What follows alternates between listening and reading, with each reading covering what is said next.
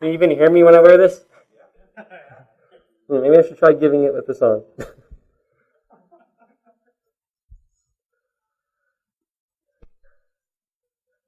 I know last year people said they were disappointed I didn't wear it. I don't want to disappoint my fans this year.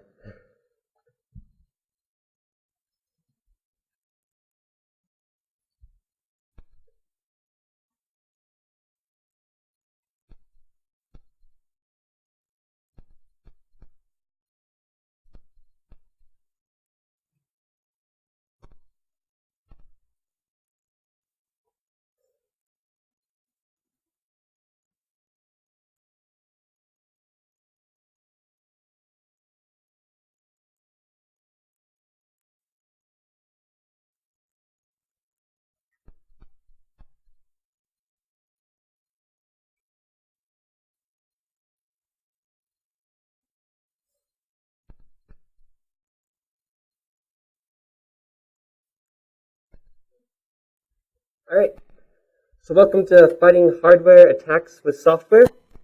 If you couldn't tell, I'm Dr. Unicorn. Even little kids walking along the street seem to know my name when I wear this outfit for some reason.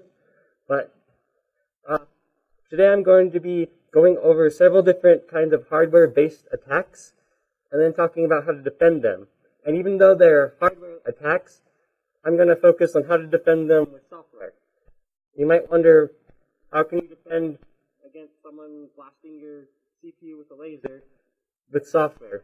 The answer to that is that it's really hard, but there's a few tricks that kind of do it. But other kinds of attacks are a lot more malleable to software solutions. And you'll see that as we go on. And finally, I'm betting that most of you in here probably aren't ever going to use any of this information I'm talking about, and you're just here because you think this kind of stuff is awesome. Anyone here of that mindset?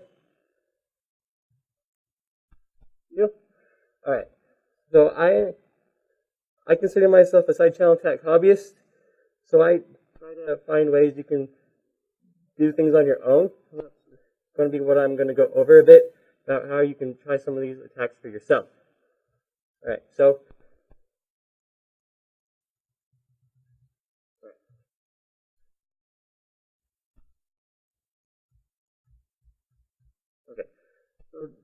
ordinarily when we look at an encryption function from an attacker's perspective, we think of it as a function of one input of a key, maybe plain text, maybe possibly two with a key.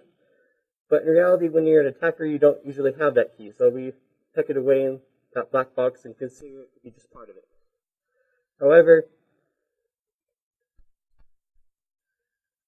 and the output of that function is a ciphertext.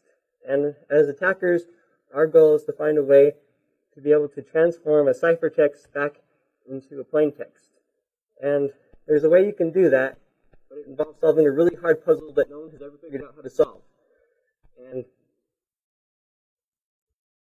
so that's, however, if we happen to have this little key, then it's really easy to solve it, and problem solved just by that. So how do we get that key? It turns out that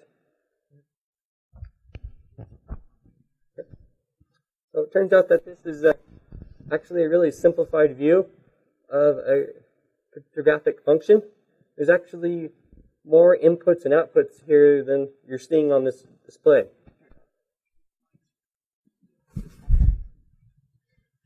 Is the mask? Yeah. I'll take it. Okay. There's actually some unexpected inputs that we can look at as well.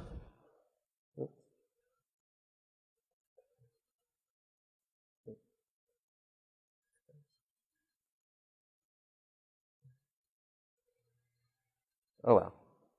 So anyway, so this is actually what it really looks like in practice. You have a whole bunch of different unexpected.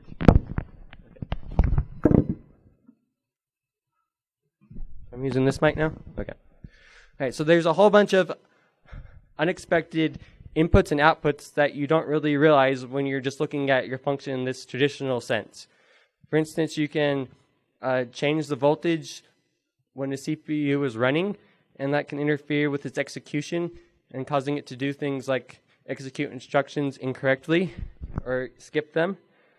And on the output side, you have like the power consumption that the process takes while it's running, and its electric fields, magnetic fields, the time it takes to run, and even audio emissions and temperature changes and memory usage. And all of these unexpected outputs, if you're sophisticated enough, you can find ways to exploit them to reveal secrets like the key that we're after. And really, all these different things like the magnetic field and such are part of the environment that the processor is running in, so you can kind of go back and use those as unexpected inputs to the processor as well, because they interact with it. Right. And so when you look at all of these different unexpected inputs and outputs and exploit them, we're able to make any encryption function look like nothing more than a white box obfuscation, and we can get the key out of it. So there's lots of different kinds of hardware attacks. I'm organizing them for my purposes as attacks that exploit our access to information that we expect to be there, but we don't expect someone else to have access to. Something like that would be sniffing a bus connection between your CPU and memory, for instance. And then there's also attacks that exploit unexpected inputs. Those are fault attacks. And example is like shooting a laser at a chip to cause some of the transistors to conduct when they normally wouldn't. You can do things like flip bits that way. And there's also attacks that target unexpected outputs. So those are side channel attacks, and they get most of the attention for a good reason. And you can do cool things like recover keystrokes from across the room by just listening to the sound of someone typing. And one of my favorite attacks of all time, and a classic at that, is reconstructing images on a computer monitor from the radiation that it emits, or radio waves. And here's an example of that process. On the left, you see what is on a screen, and on the right, you see what they were able to pick up on the screen from across the room, just by recording the electromagnetic radiation of the monitor as it ran. Okay, and if you want to test this effect out for yourself, there's a program called Tempest for ELIZA that basically turns your computer monitor into a really crappy, low-grade AM radio station, but it's still fun to play with. And it's just some simple Linux program. Okay, so how can you stop this particular attack of reconstructing a monitor? One example you might think of is to just shove the thing in a Faraday cage, or maybe you're a bit more sophisticated and have special glass that shields your monitor. The idea is just to block your emanations from escaping, so they're all contained in there. Another way is you might decide that you know that your wires can also conduct signals, and so you decide to shield them and filter them so that no one can just tap your power line and be able to get that signal there.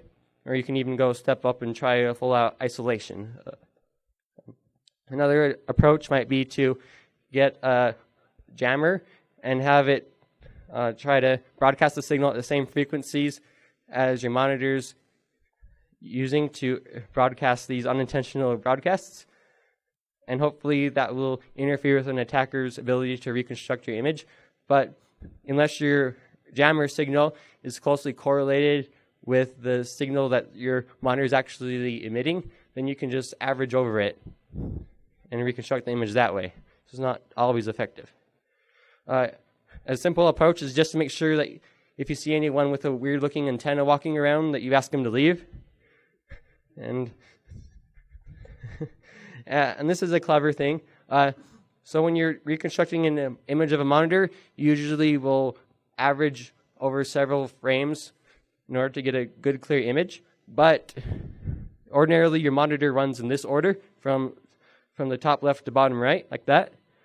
But if you randomize the lines that are displayed on the screen, then every time it runs, they'll be averaging a different part of the screen if they just average over by looking at the time it takes to display an entire image on your screen. And that can defeat this attack. And you might just consider dumping your CRT monitor because it's old and crappy and uses a lot of voltage for that electron beam that gets a big leaky signal. But it turns out that your flat screen monitors also are vulnerable to this attack, just not quite as bad. So far, all of these attacks, countermeasures have one thing in common, and that's that they're hardware-based. This talk isn't about hardware countermeasures, it's about software. So how on earth would you defend against something like this at a software level? And that is a question that I didn't even think to ask not too long ago. And kind of surprising what the answer is, and that's that so this is an example of an image that your monitor might be displaying with two lines there. Whenever you have a white pixel, then that means that your electron beam would be active and shooting at your screen. And on the black pixels, it wouldn't be doing anything, so you wouldn't be using much power there. And you can see that on the bottom they have a graph showing this effect. Turns out that the signal that the attacker is going to get when they try to pull off this attack is caused mostly by these sharp changes in voltage. So one approach that was tried was to filter out high frequency changes that you would display to your screen. So it would look something like this. I only did the top line here, unfortunately, so it's kind of odd. But you can kind of tell that it is not quite as sharp now. And we look at this in real life and see how it works in practice against an attack. You get something like this, where the top lines are unfiltered and the bottom lines are more filtered. And you can see that this really works, at least when they tried it. So that countermeasure is only applicable to analog-based monitors, though. So for digital monitors, the compromising emanations emanate from the wire going from your video card to your monitor. And the signal that gets leaked depends really on exactly how your ones and zeros flow across the wire. So one approach that works with countering these kinds of attacks on digital displays is to randomize the least significant bits of your display. And that won't make a difference when you look at your image with your eyes, but it will really mess up your attackers when they try to reconstruct your image. So we also have this interesting effect where if you carefully analyze how the wires transmit and represent the color codes, you can create interesting contrasts that don't show up very good when you try to do this attack. So peering at monitors is fun, but it's hardly the only hardware attack out there. A really common basic one is called simple power analysis. And this is where you hook up a current meter to your device and watch as it executes instructions. And by looking at that power trace, you're able to tell what instructions got executed. So I'm going to show you an example of using a simple power analysis attack on RSA. So for RSA, we'd usually be interested in acquiring this private decrypting key I have represented as D here. And you see on the decryption operation, we need to take C to the dth power, modulo n. Well, that brings up an interesting question, which is, how do you calculate that? Because those are both big numbers. So one approach is to use this square and multiply algorithm. It's a pretty straightforward thing to do. You represent your exponent. In this case, we're going to be looking at our secret key as our exponent. And you represent it as a binary string, and going from the most significant digit down to the least, you would end up performing some operations on it to calculate it. And it turns out that the interesting part is that when the exponent bit that you're looking at is a 1, you're going to do a square operation and a multiply operation. But when that bit is 0, all you're going to do is square it. So there's now a dependence.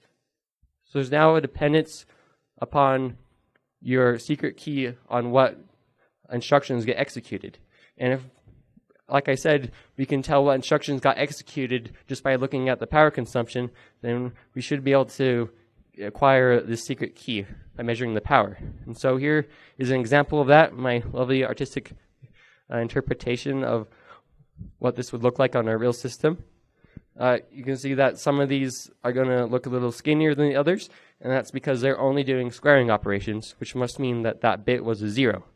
And so by doing this, you can see how you can get the secret key just by looking at the power consumption.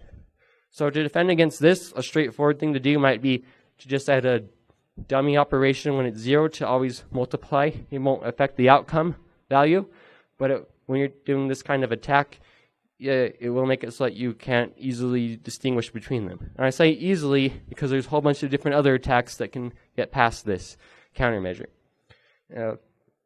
One of them that you might want to look into a lot is called differential power analysis. And unlike simple power analysis, we're going to be looking at a whole bunch of different traces and averaging them together and doing some and taking their difference to find some interesting information. And the cool thing about this is it not only allows us to tell what instructions got executed, but what values those instructions were executing on. And so it can defeat things that just try to rely on the constant execution time. So to do a differential power analysis attack, we're going to get a whole bunch of different plaintexts and have our encryption algorithm. In this case, I'm going to use DES as an example. And we're just going to have it encrypt it while we record its power consumption and the resulting ciphertext. And then we're going to, for every one of those traces we got, we're going to try to predict a value, an intermediate value. In this case, it will be one of the bits of L in the very last round of DES. So that's where the red dot or the line is there. And to do that, we're going to have to guess. So in order to calculate that, we already have part of the equation, which is the green part, which is fed into this f function here. But there's another part we would need to calculate. It turns out that the value of that bit is going to also depend on a round key, about 6 bits of it, I think. And so we can just guess those 6 bits and calculate what the resulting L would be from our known ciphertext result and what we guess the key to be. And so there's only 6 of them, so that's just 2 to the 6 guesses per each of these traces that we have to do, and that's manageable. So when we do that, we're going to, if we decide that L is going to be 0, then we're going to put that power trace in one pile, and if we decide that L is going to be 1, we'll put it in a different pile. And then we're going to average each of these piles together. And then we're going to take the difference of them. If we're right and if we're right about our guess of the key, then when we do this, we should see a big spike when we take the difference of them. But if we're not right, then we're not going to see a spike like you see at the top. So one way to try to get around this problem is a technique called masking. This is where I was going to originally pull out my mask, because I am, like I say, on my Twitter account, rubber mask connoisseur. This is kind of my thing. But this, unfortunately, is not quite as awesome as that. It's an attempt to decorrelate the intermediate values of our function while it's running, so that when you do an attack like DPA, all you're going to get is some value that's is some basically random value that we can't do anything with. So it makes things like our, so it can, okay. So we have here a little diagram of how this masking works. At the top is an ordinary function. At the bottom is where it's masked. In this case, m is going to be just some random number we pull out, and then we're going to XOR it with x, and then we'll feed that result into our function and do our processing with that. But when we're done with it and we're trying to get back to what the value should have been if we didn't use masking, we're going to need another function. In this case, that's c, that we have to combine it with that in order to get our end result. So you have to, when you use masking, you have to mask your result, then do all your actual work, and then unmask it at the end. And that puts limitations on what kind of operations you can do in between without having to switch masking types, which there's several different kinds. So some other countermeasures you might try are making it harder to align power traces, because I said that you had to collect a lot of different power traces in order for this attack to work. So if you make it so they don't line up, then when they average them together, they're not getting anything useful. So you can shuffle around the order of operations if it doesn't matter, like in multiplication. Nothing wrong with switching that to DBAC. But if you did that for every time you ran it, then when they average them together, they're not going to get anything useful. And you can also try adding in random dummy functions every now and then, or delays, to foil aligning them as well. And another strategy is more at the protocol level, where you're going to say that you're expecting someone to eventually be able to compromise your system to one of these attacks. So you're just going to change the key every now and then, hopefully before they're able to get enough traces to pull off an attack. And there's lots of different attacks in this fashion, like electromagnetic analysis, which is where you would look at its electromagnetic radiation instead of its power consumption. But those two are closely related. But it has some advantages, like you can focus in on a specific area of the chip to get a stronger signal for that to filter out some of the noise. And there are certain instructions that are more noisy electromagnetically than power-wise that you might be able to exploit. Some other things are like higher order DPA, which uses several different areas to counteract masking at once. And then there's things like template attacks and that correlation power analysis, which I won't get into. So an interesting thing that happened like in December 2013 is a cool paper where these Israeli researchers were able to crack a GPG RSA key just by having a smartphone sitting next to the laptop as it was running its email program and decrypting emails in the background. And it did that within an hour. And the way that worked is your computers will emit noise based on its power consumption. So your power supply unit, when it's drawing power, will have to, it changes the vibration of your capacitors and coils, and that creates a sound that correlates with your secret keys, and you can extract them that way. And the patch that GPG released just a little bit after that involved a form of masking called blinding, and you can see it right here. I'm not going to go into it though, but you can actually patch things like this in software, and this is just an example of how that looks. Okay. So timing attacks are kind of special because for most of these, the question is, how on earth would you defend against this attack, which is obviously a hardware thing in software. But for timing attacks, it's a little bit different. We're asking, how would you defend a timing attack with hardware when it's almost certainly more of a software thing? They're special because unlike the other ones, we're not measuring a tangible thing like radiation or sound. We're measuring just time. And that also means that we can pull these off remotely pretty easily. So,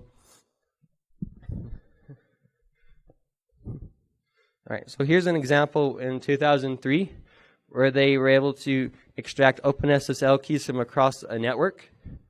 At the time, OpenSSL didn't use timing attack mitigations by default because it was believed that it wasn't important. It was only important for things like smart cards that didn't have a whole bunch of stuff going on in the background, and so they weren't very noisy. But these researchers were able to take advantage of some dependence on the secret key and the timing. There were two parts of RSA in particular that were vulnerable, and that was where they were doing these things called Montgomery reductions, where they had to do an extra one if the value is too big. And another thing where they used a different multiplication algorithm if A and B were the same size, as opposed to if they were different. And using these kinds of subtleties, they were able to extract the key. And a big part of that was there's a dependence on the number of on the probability that an extra reduction will have to be done, depending on the value of your ciphertext that you're choosing to decrypt. So you can see here that if you chose your ciphertext carefully, you can get some information about what Q or P is, and those are parts of what determine your secret keys. And you can get them from just knowing them. So for OpenSSL, they patched that by just making blinding the default option. But some other options they could have explored were to force everything to take an equal amount of time. That's not something that people like to do very often because it ruins performance. It makes it so that every operation always takes the worst possible execution time. And that's not necessarily a good thing, especially because we still don't use SSL everywhere because it takes more resources in part. So hash attacks are kind of like timing attacks, but we're going to take a more active role in the sense. So let's say that, here you have your CPU, and it always is accessing stuff in memory, but it can't wait a microsecond or whatever tiny amount of time it takes to transfer it from RAM to itself. So whenever it gets something from memory, it stores it in its cache.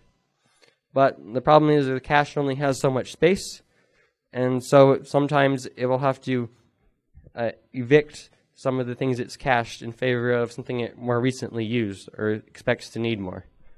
And so you can exploit this to recover a secret key, like on a server. Let's say that you had AES, something that was running AES in the background running on your server. It was a privileged user, and you were just a regular user, so you couldn't just dump its memory to find the key that way, but you still wanted it. So you can create a different progress, which we'll call your spy process, and it will just go there and try to pull a bunch of memory locations and hopefully fill up the cache. And then when your AES program tries to run, there's a part in its operation, which is like the SBox operation, where it looks up a memory location based upon a value that's derived from the secret key. And so in this case, it's looking that up right now, but your spy process already hogged all the cache, so it has to go into memory and pull that value from there, sticks it back in the cache, and now when your spy program runs again, when it reaches that particular value that needs to access that's in the same cache line, it won't find it anymore, and so it will have to pull it from memory, and it's going to be timing every access it does. And so when it reaches this particular value that your AES program ran, it's going to take a little bit longer. And that will tell it that some other program was interfering with its execution. And it will tell it an idea of what memory region that program was trying to access. And if it depends on this, in part, on the secret key, then that is an avenue where you might be able to use to determine what the key is. So some ways to defend against these cache attacks are to just don't use memory addresses that are derived from secret values. That's not always easier said than done because these like in AES, the table lookup is an optimization for a function, so it's just a pre-computed function. And you could always just try computing the function on the spot, but that would take longer. So we'd rather use the lookup table if we can. And you can also store your lookup table in somewhere where you won't ever have a problem with it running into your cache. But there's not that many places to do that, like your CPU registers, but they're often not large enough to store that. There's also another approach called bit slicing, which you kind of process each bit on its own thing, but I won't get into that. So there's also a closely related thing called branch predictions attacks. So these days, processors are heavily pipelined, and they don't like it when they have to reload everything because they mispredicted a branch. So they have a big unit that just tries to predict when a branch will be picked so it can continue loading instructions without interruptions. But that process can only store so many different addresses in it. So you can do a similar thing where you have your spy process trying to fill up that branch target buffer, and when your other encryption program runs, it will cause the buffer to evict some of its addresses, and then when your spy process runs again, you'll notice the timing difference there. And you can do that to break things like our balanced execution tactic, the square and multiply always we did for simple power analysis of RSA, because that, even though each branch would take the same amount of time, it would be different branches still. Right, so fault attacks are cool because you get to talk about lasers, even though that's just one example, but everybody loves lasers for some reason. So some of the things you can do are to flip bits in memory with lasers, for instance, or on a wire. There's a recent thing that got in the news about accessing adjacent locations in physical memory. It repeatedly can cause it to leak over into the adjacent memory regions. You can flip bits in RAM just by repeatedly accessing memory. And they were able to turn that into an actual exploiter too. So these kinds of fault attacks aren't just for doing sneaky crypto things. You can just hijack systems outright and pop a shell. But that's not to say that there aren't any fancy crypto attacks on there. There's a lot of attacks that rely on measuring differences between an encryption that goes right and an encryption that you tampered with, and being able to determine keys based on analyzing the differences of the results.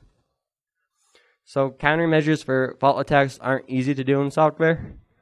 They really are a hardware problem, but there are some things that you can do that might kind of help. Like you can use error correcting codes. And I didn't know this before, but apparently you can use error correcting codes not just to verify things are correct when you store them, but also to make sure that an actual operation like addition or something performed correctly. I'm not sure how that works though. But it often might just be easier to compute something twice and then check the results to make sure that it got the right answer both times. And if it didn't, then you would assume that there was a fault attack or something going on, and you can take action about it. And a particular good way to do that with encryption is to encrypt something and then try decrypting it after and comparing if you get the original result still.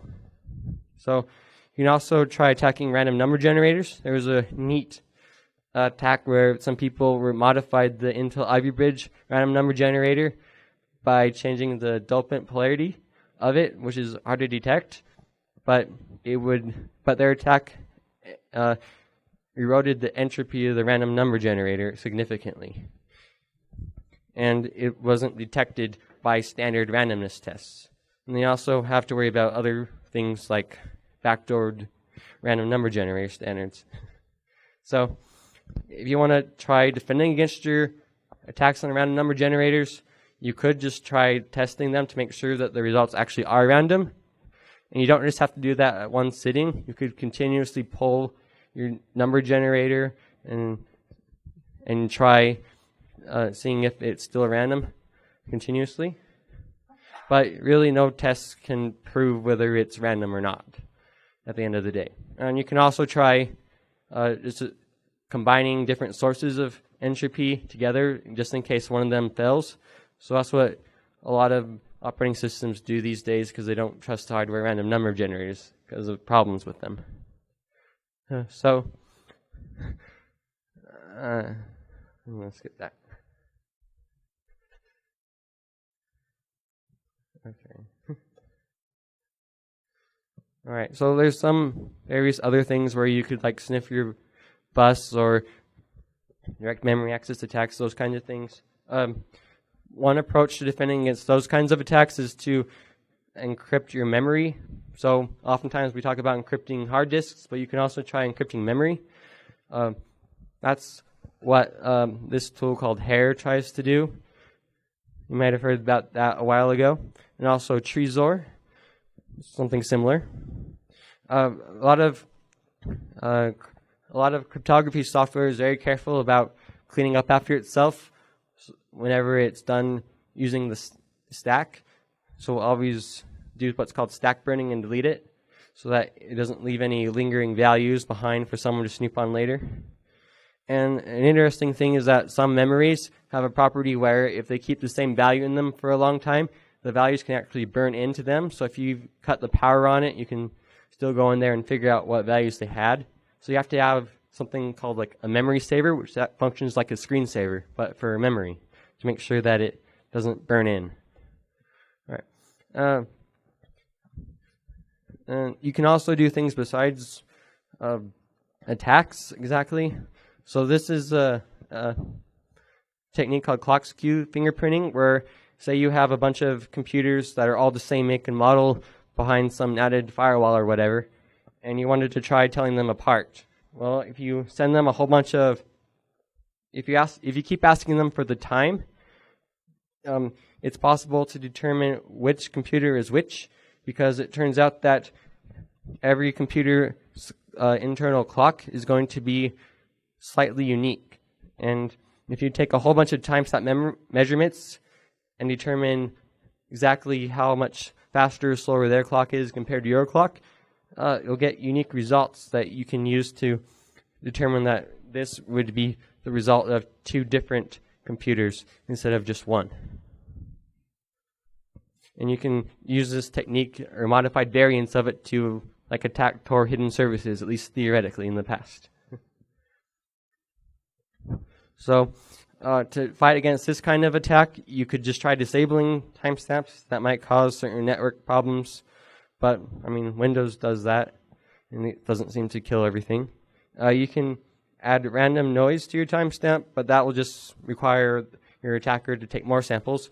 And a more interesting approach is the skew masking, which was a project where they made a patch to the Linux kernel, which I'm showing you in the entirety right here. Not very big. It just gets rid of the 3 least significant bits of the timestamp so that it can still be useful for things like pause or round trip time estimation, while not being as useful for fingerprinting. So just going over some hardware countermeasures that you can use. One approach is to just suppress any kind of leaking information.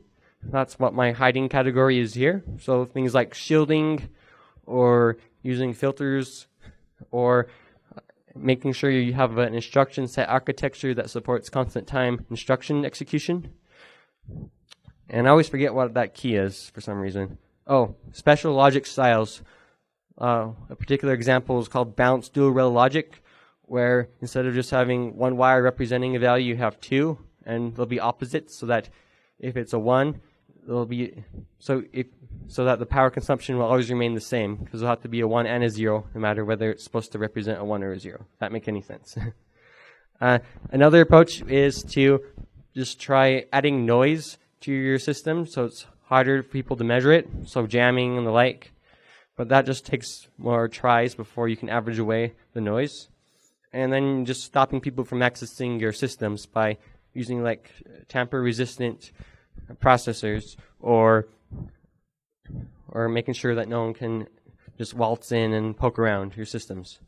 For software countermeasures, the approaches generally fall into ensuring that your programs run with a constant execution time. So that's where our branchless code, for instance, went. And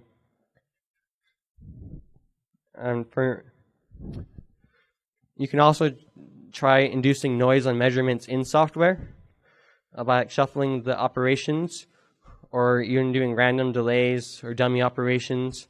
And also included that would be randomizing outputs, like randomizing your timestamp counter every time you start a new TCP connection. And a really good tactic is to limit your key exposure. So make sure you change your key before someone is able to break into it and get it through one of these attacks.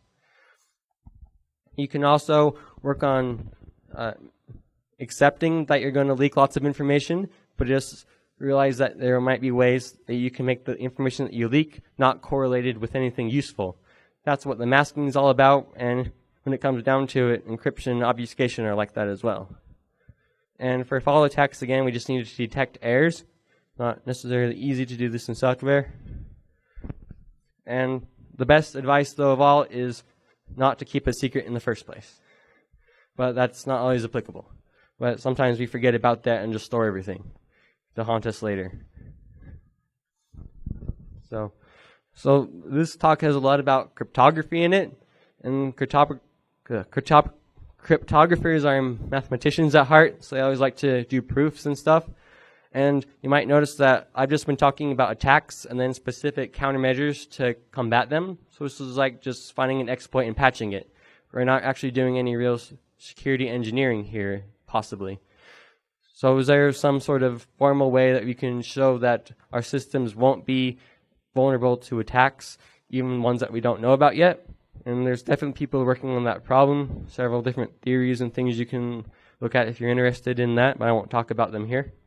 But some interesting results of that are tools, they're research grade. As far as I know, there aren't any real commercial ones, but that try to automatically apply certain countermeasures here to your code on areas that you would mark as sensitive.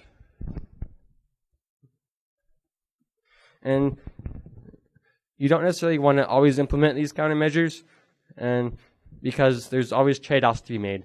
It's going to cost more money eventually. Your code's going to be more complicated, so when someone tries to debug it or fix it when there's an error, they're not going to have any idea what you're doing. And it'll take it more time to run. And another thing that's often overlooked is that a lot of these countermeasures, like masking, require you to use lots of extra random numbers, which aren't always in high supply. So, and a particularly bad thing is that sometimes adding one of these countermeasures can inadvertently make it easier to do a different attack. So we need to just keep in mind that an encryption algorithm needs to be just as efficient to run as it is inefficient to crack, although maybe not quite that severe. So a lot of times you might get the impression that these are just theoretical things that don't really matter to the real world all the time, but intelligence agencies have been exploiting these side channel attacks since the days of cipher machines. They might not actually do a whole lot of use in them in practice, but they have capabilities to do it. I just read a while ago that like the CIA and stuff was trying to do differential power analysis attacks on Apple's iPhones, a bootloader encryption. I'm not sure if that's true or not. I guess it's part of the black budget revelation or something. So a while ago, it used to be that the government would spend billions of dollars shielding everything to Tempest standards. And it's still a big business today. And when we try to create new cryptographic standards, looking at their resistance to side channels is still a major part of the process. So we're definitely concerned about that aspect of them, because some algorithms are inherently more secure against these kinds of attacks than others. So there are several different companies that are just devoted to this particular area of research. Probably the most famous of them is cryptography research, which is where differential power analysis was invented. And they hold lots of patents on stuff, and some people have said that's the reason why you're not seeing as many systems use some of these countermeasures, because they're always under patent. I'm not sure how true that is. But you do see these countermeasures used a lot in things like smart cards or banking cards, satellite TV cards, things like that, where people are concerned about people actually using these attacks on them enough that they're actually going to take action. Where you don't see it a whole lot are on consumer devices like your phone. But people are currently looking at exploiting those kinds of vulnerabilities on consumer devices with interesting results. So one countermeasure that you do see all over the place are timing attack countermeasures, and that's because they can be done remotely, so they're much more likely to be attacked because you don't have to be right next to them. So if you want to know if your particular device is protected against hardware attacks, you can try testing it yourself, but then you need to be an expert in it, because I certainly wouldn't know how to test it, and I at least knew enough to put this talk together. So it takes a lot of expertise to do that. So you might just hire someone else to do it, but that might cost you too much money. So maybe you decide you're just going to hope your manufacturer knows what they're doing. But a different approach might be to see if it has certifications. A lot of government agencies and the like require hardware to pass certain tests. And even consumer devices like FCC regulations. They're not really designed for security, but they can at least have some assurance that your thing won't be emitting such a loud signal that you can't watch TV. The FIPS 140-2 is more of a certification against tampering attacks and side channel attacks, but there's other things like your secret classified government Tempest standards that, even though we don't know what they say, are responsible in part for that billions of dollars spent on shielding everything. So they might have some interesting things in them. There's also a recent ITU standard called K.84 that deals with Tempest attacks mitigations for general people. It's not classified.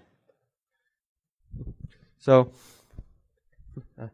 we often think of side channel attacks as a bad thing that we need to just suppress no matter what, but it turns out they can be put to good use every now and then. There's a company called PP Cybersecurity, which was recently in the news because they had a thing where they would monitor, I think, the near field on certain electronic devices like you'd use in utilities, and that would detect whenever an anomaly happened, so it functioned kind of like an antivirus device for embedded systems that wasn't hooked up to the device itself. So if you did have some malware on it, it wouldn't be able to attack your anti-malware process.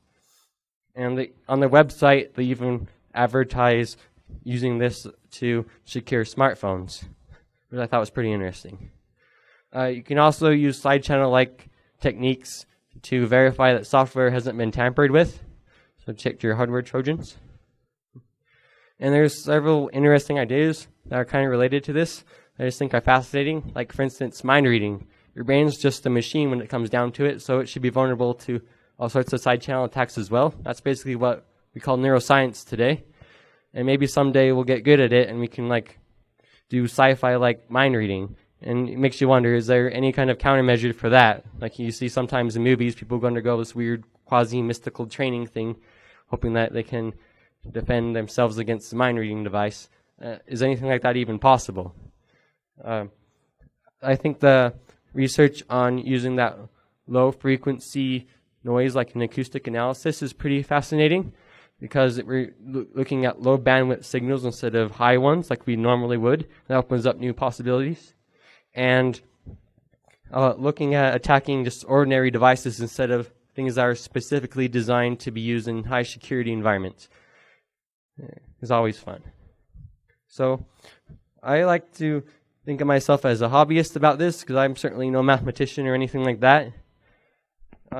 But it's a tough hobby to get into, I'll admit that much, because you might think that you would need to spend lots of money on it, but it's not really the money, it's the knowledge to pull it off, I think. So there's cheap tools out there that you can use, like software-defined radios, to do certain Tempest attacks without requiring specialized equipment. And you can, there's a bus part I put on there. But what I really am excited about is this thing called the Chip Whisperer Lite. We're advertising it to expect it to retail about $180. And you can do some limited amount of differential power analysis attacks and glitching attacks, which are related to that with this. And there's a Kickstarter going on for it right now if you're interested. So I'm really interested in getting some resources put together to make this kind of thing accessible to ordinary people like me that don't happen to have a PhD in mathematics. And so I just barely bought this website here. I don't really know what I'm going to do with it yet. I want to make it into some sort of resource for actually doing these kinds of hardware attacks for hobbyists. Because right now there's not very many good resources for that. There's no 25 hardware attacks for the evil genius type books out there. That'd be really nice to have, though. So my goal is to kind of make something like that. And hopefully next year I can bring some of them to our next version of BSides, so you can try looking at some of these for yourself. So, you have any questions?